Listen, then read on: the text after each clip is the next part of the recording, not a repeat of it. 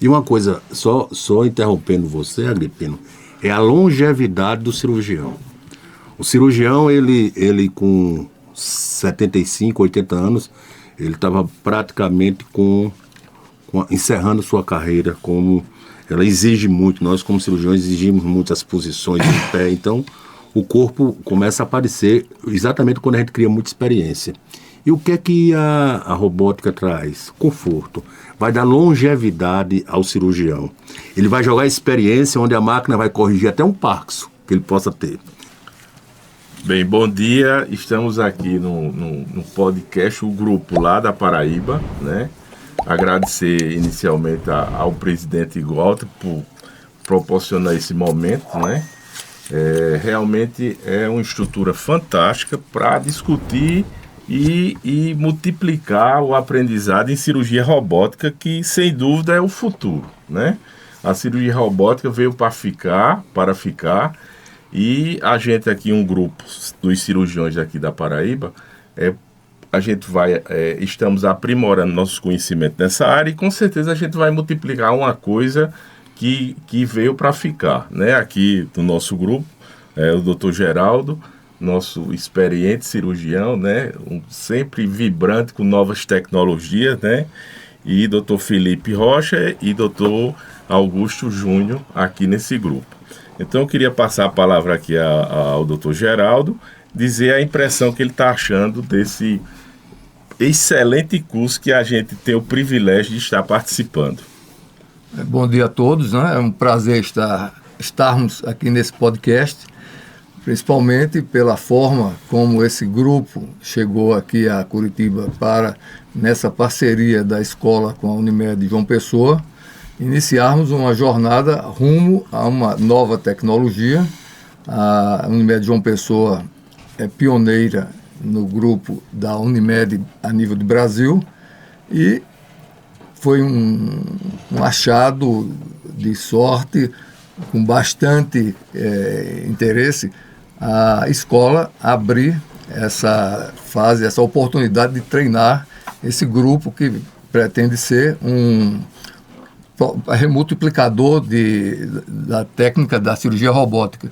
Então, é sobre esse escopo que nós estamos aqui reunidos, e gostaria de agradecer a maneira calorosa que nós fomos recebidos aqui, em nome da Unimed João Pessoa. Bom dia a todos. A impressão é a melhor possível, né? Num curso inicial para mim, por exemplo, em cirurgia robótica, eu me senti muito à vontade, muito livre para fazer treinamento no simulador, a mesma coisa em relação à cirurgia no animal, a desenvoltura e a qualidade de quem orientou, o professor, nos deixou muito à vontade em relação a isso. E a cirurgia robótica como a Agripino falou, o futuro, né, é o presente, a telecirurgia é o presente já, né? E o futuro é IA com telecirurgia, de verdade, né? Mas assim, eu acho que é realmente fantástico o que se faz do ponto de vista de movimentos e precisão com o robô. Nós estamos aqui novamente, aqui no Escola, sempre é um prazer muito grande. Eu já vim aqui 4 vezes. E agora, assim, nós temos uma função. Nós viemos, um grupo de cirurgiões, para que a gente treine e replique. Porque a Unimed João Pessoa é uma cooperativa. Então, todos têm direito de aprender a cirurgia robótica e a telecirurgia. Então, sempre não é surpresa para mim, porque eu já conheço, como a gente é recebido aqui no Escola, de forma calorosa, a Unimed João Pessoa, com essa parceria que a gente chama Paranaíba. Essa parceria é muito interessante. Então, são duas instituições que se juntaram num propósito só. Então, vem a Ortotec, que é responsável pelo robô Edge, que, por sinal, são duas plataformas que existem no Brasil, ambas chinesas, que têm poder de telecirurgia. Então o que a Unimed adquiriu, em janeiro já começamos a realizar, foi a plataforma Edge, e com essa parceria, sempre com essa parceria multiplicadora, com a função de multiplicar os conhecimentos e trazer, assim, a telecirurgia, a telementoria. Então, o ensino à distância, isso já é uma realidade, e cada dia que passa, não espere o amanhã, porque o amanhã já chegou. Já chegou, né? Eu queria falar também, Guga, elogiar aqui esse fantástico projeto que eu estou tendo o privilégio de conhecer agora, né? Então, realmente se viu o futuro, que era a cirurgia robótica, e se criou essa estrutura impressionante que a gente vê aqui, de treinamento, e também elogiar a visão do nosso presidente Walter, que pensa em transformar lá o nossa Paraíba, a Unimed, o nosso robô, num centro de multiplicação e de treinamento, né? Igual que a escola está fazendo aqui no Paraná. Então a gente partiu na frente pela visão que ele teve, né? E a gente tem que louvar as pessoas que vêm adiante, né? Porque isso é um avanço impressionante, né? A gente viu que a dificuldade que você tem de investir num projeto tão caro, porque a gente sabe que a saúde suplementar vive um problema realmente complicado, não é fácil, e a gente que faz parte da gestão vê isso, mas ele teve a visão de investir num projeto que é, como o Felipe disse, é um futuro que chegou e você vai ter que se acoplar a isso agora, tá? Então a gente só elogiar isso, tá?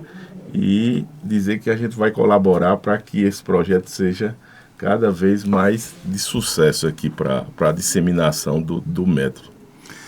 Recentemente, uma turma que antecedeu a nossa, estava aqui o grupo de urologia, fazendo esse mesmo insight que a gente está realizando agora nesses dias. E a urologia, é interessante até falar, ela está na frente um pouco da gente em relação à cirurgia robótica, porque como eles trabalhavam em locais mais apertadinhos, vamos dizer assim, eles correram atrás. Então, a gente pode dizer até que é o carro-chefe da cirurgia robótica, é a urologia.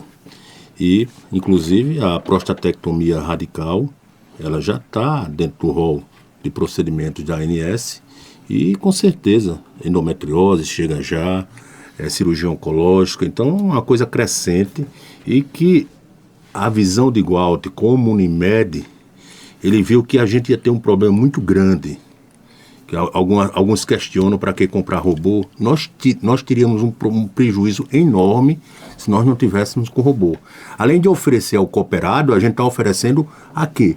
A todas as vidas 180 mil vidas que fazem parte de que são com pessoas que confiam na Unimed e confiam no desenvolvimento. Então, não podia a gente estar recebendo pressão de que a gente ia fazer uma cirurgia, tinha que pagar para fazer em outro local, às vezes até em Recife. Então essa visão aí foi muito importante, porque tirou esse peso das nossas costas. E hoje a gente está com um equipamento extremamente evoluído. Eu ontem fui fazer uma comparação com a estrutura americana, alguém foi e colocou embaixo, enfim, cada qual tem seu ponto de vista, sua visão, né? Eu tive nos Estados Unidos recentemente, fazendo treinamento em robótica, mas tem suas limitações lá, questões legais. Então a gente está trabalhando, já realizamos 4 telecirurgias em humanos, foram 4, um de cada área, e fora o que aconteceu aqui no Paraná, onde está aqui o Guinness, onde a maior distância percorrida para fazer uma cirurgia em humanos, do Kuwait para Curitiba, de Curitiba, aqui em Campo Largo, para o Kuwait. Então, isso é um marco. Então, tudo que está acontecendo, nós estamos sendo pioneiros. Eu digo que foi a primeira cirurgia bariátrica da América Latina, por telecirurgia. Houve a primeira cirurgia cardíaca por telecirurgia das Américas. Houve também a primeira telecirurgia ginecológica das Américas e também, mais recente, a primeira prostatectomia radical, onde foi transmitido dentro de um auditório para mais de 5.000 urologistas no maior congresso de urologia do mundo. Então, mostrou que isso aí já não é futuro, é presente, já algumas coisas já sendo passadas. Em relação ao paciente, né, porque, como a gente falou, é uma tecnologia que não é barata ainda, né? A gente imagina, a gente que já passou dos 60, né, Geraldo? O Guga, eu acho que está chegando lá, né? Já cheguei. Pois é, chegou já. Felipe não chegou a 60 ainda. Tá beirando. O nosso caçula aqui. Então, a gente participou de muita evolução nessa área cirúrgica, né? A gente que implantou a cirurgia laparoscópica lá, eu, Geraldo, Guga lá na Paraíba, né? E nos anos 90, início dos anos 90, e eu me lembro que tinha colegas que duvidavam que isso ia chegar na Paraíba, em congresso. Isso não vai chegar na Paraíba, e, no entanto, hoje é uma coisa que é o precursor da cirurgia robótica, a cirurgia laparoscópica, né? E como é uma tecnologia cara, aí o paciente pode perguntar, mas quais seriam as vantagens que eu teria, doutor, optando por cirurgia robótica? Então a gente sabe que, diferente da laparoscopia, a cirurgia robótica associada à inteligência artificial, né, e assim, da minha área, que eu fui muitos anos professor de anatomia, a gente tem muitas variações anatômicas, né? Às vezes chega a 30%. E o robô, ele tem a característica de, se por acaso você se desviar ali para uma lesão numa variação anatômica, ele lhe alertar sobre isso, coisa que a cirurgia laparoscópica não faz. Então veja o quanto bom é para o paciente isso, quer dizer, um risco que você poderia cometer, e através da robótica com inteligência artificial você evitaria de um dano ao paciente. Então, essa vantagem que o paciente tem que ter a consciência. Então, é uma tecnologia cara, mas que com certeza vai trazer muitas vantagens, tanto para o profissional e principalmente para o paciente. E uma coisa, só interrompendo você, Agripino, é a longevidade do cirurgião. O cirurgião, ele com 75, 80 anos, ele estava praticamente encerrando sua carreira, como ela exige muito. Nós, como cirurgiões, exigimos muitas posições em pé. Então, o corpo começa a aparecer exatamente quando a gente cria muita experiência. E o que é que a robótica traz? Conforto. Vai dar longevidade ao cirurgião. Ele vai jogar experiência onde a máquina vai corrigir até um Parkinson que ele possa ter. E o benefício? O benefício para o paciente. E o paciente pergunta muitas vezes, já que eu estou falando, eu passo para você, Geraldo, o paciente disse, eu vou ser operado por robô. Não, você vai ser operado por a gente. Vai ter entre nós e você uma máquina que vai nos ajudar a lhe operar melhor. Exatamente. É interessante esse nosso bate-papo aqui, porque apesar da cirurgia robótica já estar presente há cerca de quase 20 anos, no Brasil é algo recente e ainda muito restrito. Porém, agora a gente está entrando nessa parte da democratização do método, e uma das coisas que me deixou assim bastante, apreciei bastante em relação aqui à escola, é essa capacidade demonstrada pelo Dr. Marcelo Loureiro, que ele tem essa preocupação de tornar acessível a todos os cirurgiões. E isso é um ponto marcante dentro da realidade médica nacional. Agora, para o paciente, a gente tem que entender que ainda é um tema, vamos dizer, um tanto quanto confidencial. E à medida em que as reportagens, as formas que os sistemas de saúde forem mostrando o que é a cirurgia por robótica, isso vai tornar muito mais conhecido e diminuir esse receio que o paciente diz, como o Dr. Augusto falou, de saber quem está operando, quem vai operar, como será essa cirurgia. Então, Felipe, era bom... Eu estou interrompendo muito, Não, mas faz parte. Você se lembra, né, Geraldo, quando a gente começou a fazer a laparoscopia, que os cirurgiões que não estavam entrando, como é que você vai fazer uma cirurgia de vesícula por uns furinhos? Então, indagava isso, como é que você vai tirar a vesícula? Até hoje, às vezes, chega essa pergunta. O medo do desconhecido, né? O medo do desconhecido, ele é extremamente vivo. Agora só que eu vou lhe interromper e lembrar o seguinte, não só o furinho, até hoje, lá no consultório, perguntou, doutor, é aquela cirurgia a laser? É laser. E não tem nada a ver com laser. Mas a gente termina dizendo que popularizou. Porque laser é sinônimo de modernidade, né? Eu queria falar de um aspecto da literatura, né? Porque a gente tem que trabalhar com o paciente com medicina baseada em evidências, né? Então, assim, se você for ver a cirurgia robótica de uma maneira mais profunda, a relação custo-benefício, eu acho que é o pilar da coisa, tá? Existem trabalhos falando disso, e a gente fala para o paciente também, mas eu acho que na consulta você tem que reforçar um aspecto chamado efetividade. Eu acho que a cirurgia robótica ela é mais efetiva do que a laparoscopia em situações como cirurgia oncológica do aparelho digestivo, inquestionável, endometriose pélvica profunda, inquestionável. Imagina o paciente que chega no consultório com uma hérnia de 9 centímetros na parede abdominal, uma hérnia incisional, né? Que você tem hoje 4 técnicas que você pode tratar que não sejam lei, ou seja, aquela tela anterior que vai dar seroma e que está cada vez mais em desuso. Você tem ITEP, você tem separação de componentes, enfim.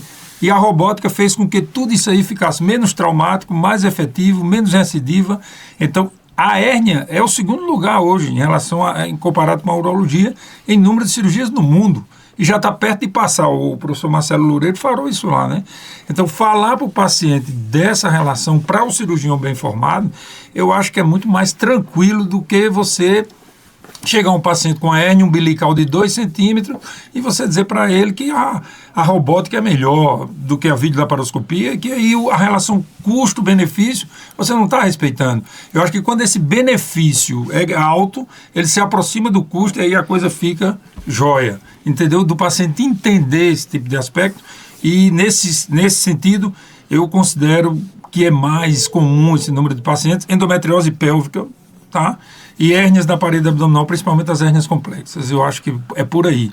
Você dizer para o paciente, você vai fazer uma cirurgia de endometriose pélvica robótica, por quê? Porque tem uma visualização dos nervos mais precisa, para diminuir o resultado de desfecho funcional ruim no pós-operatório.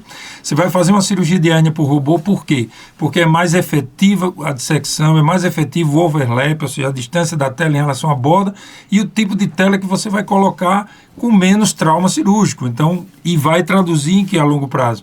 Recidiva é igual à recidiva da cirurgia, 1%, né? Então, essa relação eu acho que é o pilar da coisa.